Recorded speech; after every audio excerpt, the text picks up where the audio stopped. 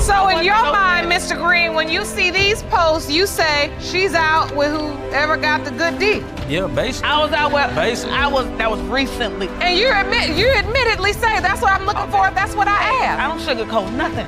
It is what it is, but I just want him to step up because at the end of the day, he knows that he step up and that he do for my baby. Like, I don't understand. And I grew up without my parents, so I want him to be there for Jameer. So you're saying you grew up without your parents? I did, and it was very hard for me. Case 1. Miss Brown Murray walked back into civilian life after her military service, only to be blindsided by accusation. Her husband, Mr. Murray, now questions the paternity of their child, claiming the timeline doesn't add up. Ms. Brown Murray, today you say you stand before me outraged because your husband has accused you of infidelity while serving in Iraq. He now doubts paternity of your child. Yes, Your Honor. This isn't your usual courtroom scenario. Most of the time, the roles are reversed. That's why this case feels so unusual, and it's exactly what makes it so captivating to follow. Ms. Brown Murray, what is life like overseas for a married woman? I'll be honest, when you're overseas at first, I mean, there's gonna be temptations, there's gonna be guys that look good, and there's gonna be guys all around, and you're gonna see guys, but that doesn't mean that you have to cheat. Before anything else, let's recognize Miss Brown for her service. Putting your life on the line for your country is no small feat. That alone should earn her the benefit of the doubt in her personal life. Mr. Murray, so what is it made you so doubtful about your wife's time overseas? Well, she went overseas the day after Valentine's Day. My birthday is on the 12th. What made it scary for me, first time me being alone in another state with no family. Still, we can't completely dismiss Mr. Murray's feeling. Being apart for long stretches of time, combined with the age gap, can make doubts creep in. It's not hard to see why his mind wandered into dark places. Yes, I lost 23 pounds, 25 pounds, not eating, crying. There was an incident, like she said, we on Skype, and I heard this enormous boom. Are they practicing? Americans are practicing, and she smirked at me. She says, this is a real bomb. Even so, the toll this stress took on him is obvious. While Miss Brown carried herself with grace, Mr. Murray seems visibly drained, almost like worry carved years into his face. You're there actually facing this danger. Yes, Your Honor. Did you know he was nervous and fearful on this level, or did you feel like he was trying to hide that from you? I mean, I knew about it at times, but at times he was controlling it just so I wouldn't be so scared. Her composure stands out. Unlike the shouting matches we often see in these cases, Miss Brown remains calm and steady. Perhaps that very confidence makes Mr. Murray suspicious. While I was there in the apartment complex, I met a few people. This apartment complex has 85% of military people either still active or not. And this young boy told me, he said, which really, this is when I really got word. Then again, it all started with rumors from a stranger. When you're already insecure, a whisper in your ear can feel like evidence. But was it truth or just idle gossip? Did you realize your husband got that piece of information? Yes, but that's not true. Everybody in the military don't cheat on their spouse, and we don't have a code in the military. Mr. Murray, let's just be honest. I mean, this situation, it's been bothering you? Miss Brown pushes back firmly. She makes it clear she never betrayed her husband. Yet, Mr. Murray clings to his suspicions, waiting for his so-called witness to validate his fears. Wanted you to testify today as to the dynamics, the goings-on in the military, because of course, as you know, he has definite concerns as to whether or not his wife was faithful and whether or not her child is his biological child. Can you explain? Absolutely. Temporary separations happen in military life. To Mr. Murray, that absence translated into potential infidelity. But in reality, it's simply the price soldiers and their families pay for duty. Ms. Brown Murray, you had a close friend overseas. Yes, I did. Is that who your husband thinks the father of your child really is? Yes, that's who he thinks that I had sex with. Wait a minute, let me back that up. When I picked her up, I'm asking her, I thought it was kind of odd. Why is he calling you? Oh, just to make sure I'm doing okay. His accusations don't hold much weight yet. Until something concrete is presented, it looks more like paranoia than proof. Unfortunately, paranoia is powerful enough to fracture trust. It didn't stop right there. But it didn't stop right No, there? Because when we got our next apartment, she's sitting on the couch. She had bought me some Jordans, and I'm wearing my Jordans. She's talking to him. I heard her tell him, he's not stupid. And that's what's at the heart of this story, Mr. Murray's insecurity. Instead of evidence, it's doubt and fear that drive his narrative. The question is whether those emotions will outweigh facts. So while you're giving your husband a gift, you've got your friend on the other line on the phone. Yes, yeah. A male friend. Yes, yeah. And so your husband thinks you're being flirtatious. And if anyone would know how you sound when you are flirting, it would be your husband. Miss Brown's unwavering stance makes her husband appear even shakier. She insists she's innocent, while he looks more lost, trapped at his own mistrust. Is it common when you return home to continue a relationship, friendship with some of your fellow servicemen, even if they're members of the opposite sex and married? Is that common to continue those relationships because of the bonds built? Some of the stories he's heard from other veterans only fuel the fire, but those accounts are about different people, different marriages, not Miss Brown's. And so, Mr. Murray, as you listen to your witness, these are the kinds of ideas that fuel your doubt. And I am sure, Ms. Brown Murray, as you so eloquently state, that there are people that honor their marriages, their relationships, and don't necessarily engage in this type of activity. So I'd like to thank your witness. Thank you, sir, for your testimony. What's most telling is Miss Brown's strength. After serving in Iraq, she faced her husband's accusations with resilience. If she can endure the battlefield, she can endure this storm too. So describe, what is it like at home? Even with the doubt, he's still a good husband. He's still a good father. He sits there and he takes time out with her. He plays with her. He takes care of her when I'm at work. So even with the doubt, he's still a good father. He still takes care of her. I have other kids. All my kids is a split image of me.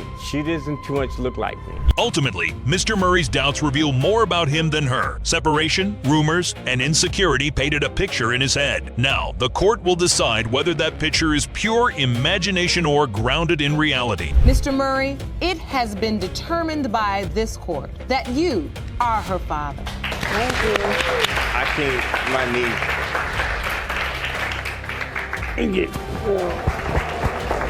Case 2, Mr. Calhoun insists he's being set up. He claims Miss Proud is trying to pin her daughter Amy on him just to secure financial support. But Miss Proud isn't backing. Downshea swears he's the father. Damaging testimony. He paints Miss Proud as someone he never wanted a future with. That raises the question, why would she choose him as a father figure used to back down? They're equally certain that they're right. The tension builds as calendars and dates get brought into play, threatening to unravel someone's story. Miss Proud had on the phone, she told me that she was having sex with a dude all the way up until the day of the July 24th. Oh! Proud, on the other hand, has her moments of doubt but quickly bounces back. Her determination suggests she's either telling the truth or she's an expert at keeping a story completely shattered here. Calhoun doubts every word out of her mouth, yet despite all his suspicion, he still signed Amy's birth certificate. Now, Baby. Still, his frustration grows. He believes she used him as a financial safety net. If true, that's cold. If false, then he's tearing down his own family with their case. Screenshots don't fade away, and Proud suddenly finds herself cornered. Let's just understand that we're here to tell the truth. Were there any other men? No, Your Honor, there was. Proud the chance to come clean, but she refuses. She sticks to her claim, like her reputation depends on it. Now the court looks toward a surprise. And also, before he came into the picture, myself and also other members felt that my godsister was already pregnant. Enter Miss Dawson Proud's own godsister, who comes in swinging. Her testimony immediately shakes the courtroom, and the look on Proud's face said everything they thought they knew. Mr. Calhoun, you are the father. Wow.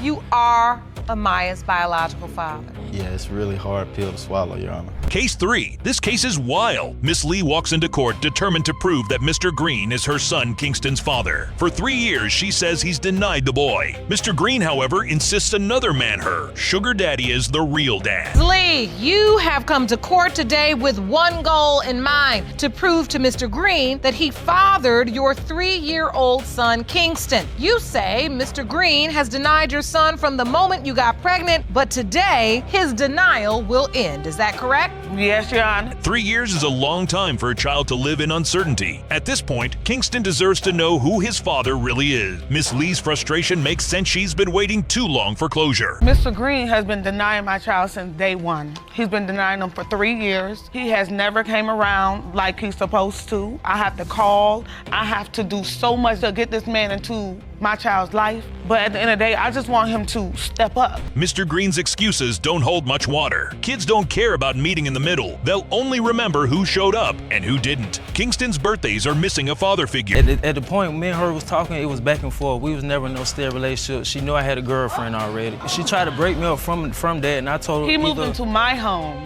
So if I try to break him up, why are you in my home? Your Honor, she knew I had a girlfriend. She even tried to call He knew me he had a girlfriend, so that's his problem.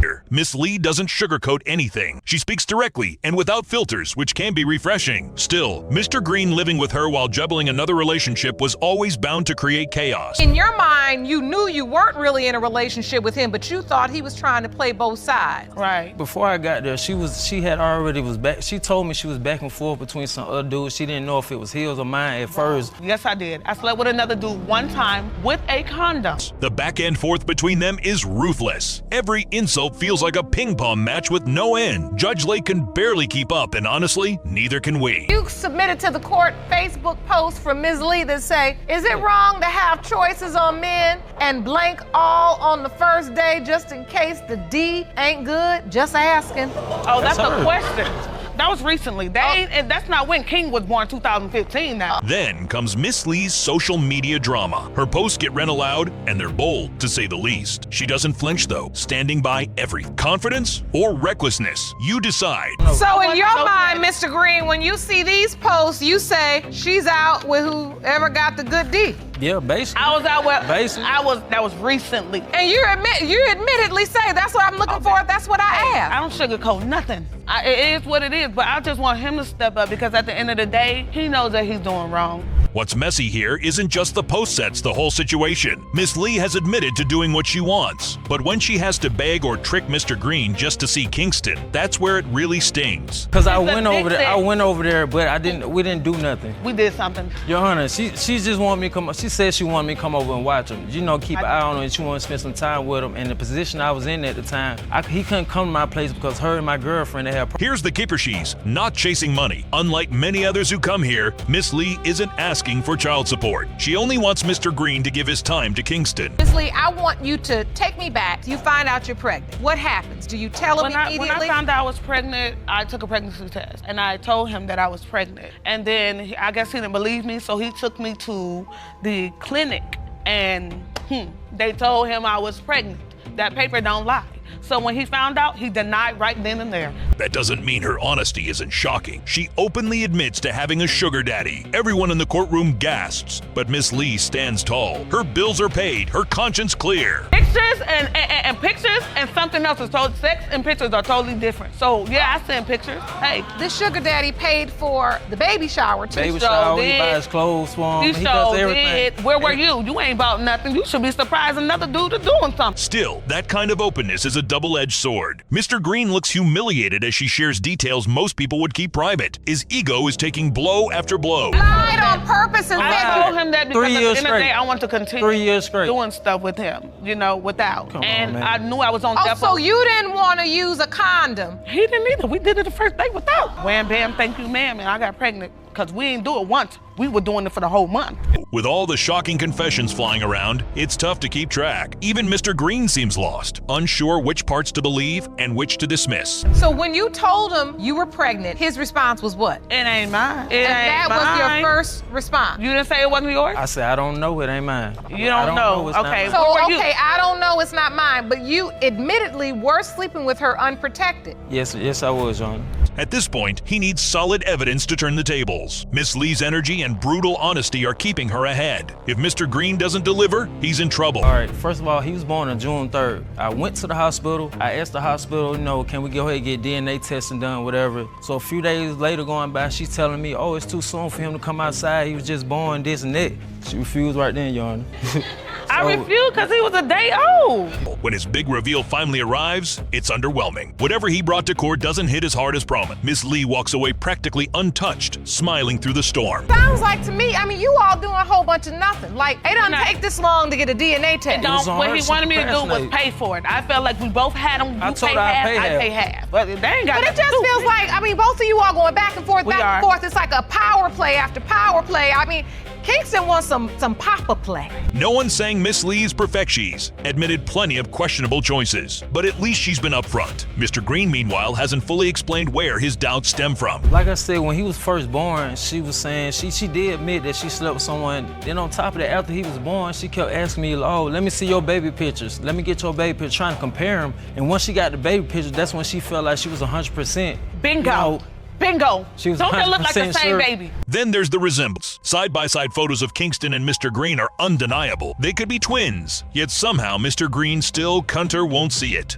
In foster care, there is a trauma innate in that. And I see the tears in your eyes. I believe now I understand even more why you are so persistent about this. I think it's your desire to break a generational curse, and I see that. Beneath all the drama, Miss Lee's true self shines through. Strip away the bravado, and she's just a mother fighting for her son to have a father. After years of chaos, it's time for Judge Lake to deliver clarity and for Mr. Green to finally face the truth. Mr. Green, you are the father. Told you! I told you!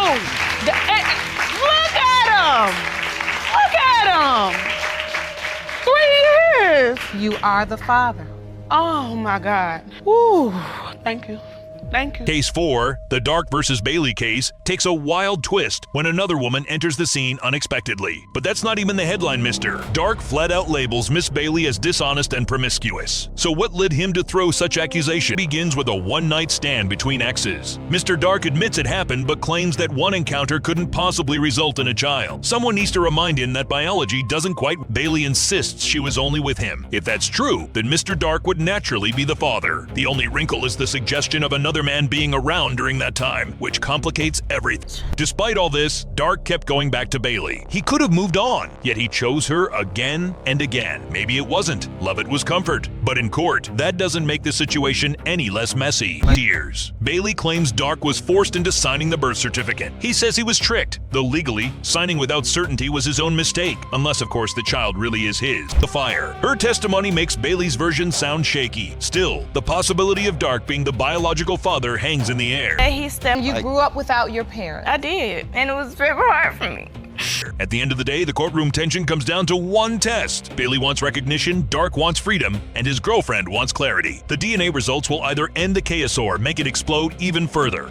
Mr. Dark, you were the father, Mr. Dark. I saw genuine emotion on your face. Case 5, searching for a flawless churchman when you yourself aren't living that lifestyle? That's the irony Miss Looper brings to court. She expected perfection from Mr. Dees, but such a man doesn't exist. You say you thought the defendant was a respectful, church-going family man who turned out to be anything but. You claim that after giving birth to your twins, Brayley and Bishop, Mr. Downs denied fathering your babies. Is that correct? Yes, Your Honor. Mr. Downs, you say Ms. Looper carried on a secret relationship behind your back. Looper admits she wasn't faithful, yet she wanted someone who would never stray. That contradiction makes things messy. Mr. Diaz may not be perfect either, but he does deserve to know if Brayley and Bishop are his. We ran into some problems. He went through my phone, and I did have a lot of open doors. Oh, wait, hold on. Let me get that metaphor. Okay. Open doors. So you still had other relationships that you had not quite cut off. Absolutely. This was 2 weeks after we started hanging out. So we weren't in a relationship. We weren't together. The paternity test for twins isn't a laughing matter, but Miss Looper acts like it is. She speaks about open doors, but those doors should have been shut when she was building a serious relationship. Changed tremendously, though, after he went through my phone. Our vibe was different. We weren't hanging out as much. When I found out I was pregnant, I called him and he didn't even answer. That's where we were at. So how did he ever find out? I sent him a text message. He was really nonchalant about it, but once I did get pregnant, he was amazing. Said Cedric, rub my feet, rub my belly. He would get up at 2 a.m., go get me ice and hot Cheetos. What's surprising is how patient Mr. Dees has been. Even during the pregnancy, he stayed by her side. Many men would have walked away, but he kept trying, even without an apology from Looper. Just leave the okay to hot Cheetos and rubbing bellies and doing that. How's it get to that? I got 3 other children outside of these 2 we here for today. I ain't never, ever turned my back on none of my kids. I've been there for all of my kids since day one. I just felt like me as a man and the way I've been obligated to my other kids, there's still a chance that they're mine, so I'm not gonna build this whole little... That's the thing, mister. DS shows responsibility, while Looper shows carelessness. Despite doubting paternity, he refused to let the children go without support. It's a strength not many men would display. As soon as they brought Brayley into the room, the first thing he said was, "Do you guys do DNA tests here? I've never had a kid come out that light." That's the first thing he said when he seen her. But he did go see my son, and he did say that he looked like him. So when you saw Brayley, you had questions instantly.